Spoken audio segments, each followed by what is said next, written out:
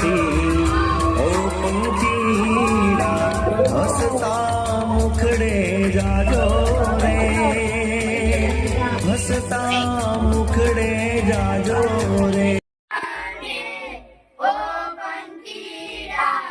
ગીત મધુરા ગાજો, હસતે મુખડે જાજો, મુજ દ્વારેથી ઓ પંખીડા, હસતે મુખડે જાજો,